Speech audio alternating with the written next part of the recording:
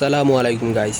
আজকে তোমাদের জন্য নিয়ে আসলাম ছায়া, অসাধারণ একটি হৃদয়স্পর্শ গল্প।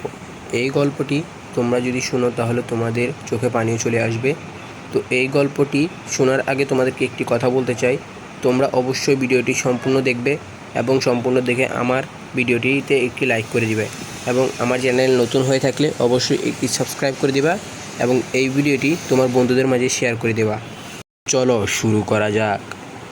আমি প্রতিদিন চা বানাই, নিজের জন্য না, দোকানে আসা লোকদের জন্য না। আমি এক কাপ চা বানাই একটা খালি চেয়ারের জন্য, যেখানে কেউ বসে না, তবুও আমি রাখি। তুই হয়তো বলবি পাগলামি, কিন্তু ওই চেয়ারে এক সময় বসতো সে সে মানে আমার ছোট ভাই রিফাত। আমাদের গল্পটা খুব ছোট ছিল, কিন্তু সুখেই ছিল। এক কাপ চা, দুইটা ভাগ, একটা আমি, একটা ও। একদিন সব কিছু বদলে গেল। দোকানে ডাকাত ঢুকেছিল, আর রিফাত সে আমায় বাঁচাতে গিয়ে আর ফিরে এলো না। শেষ কথাটা ছিল, তুই বাঁচিস ভাই, আর আমার জন্য এক কাপ চা রাখিস প্রতিদিন। আমি রাখি, আজও রাখি। অনেকেই জিজ্ঞেস করে, এই চা কিসের জন্য? আমি হেসে বলি, ও আমার ছায়া, ও আর আসে না, কিন্তু আমি জানি ও কোথাও বসে চা খায়।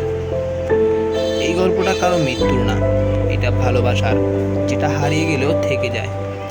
রিফাত এখন আর সামনে নেই, কিন্তু ওর জন্য রাখা কাপটা আজও গরম। আমি তাই প্রতিদিন চুপচাপ বলি, তোর কাপ রেডি ভাই, যেমন তুই চাস।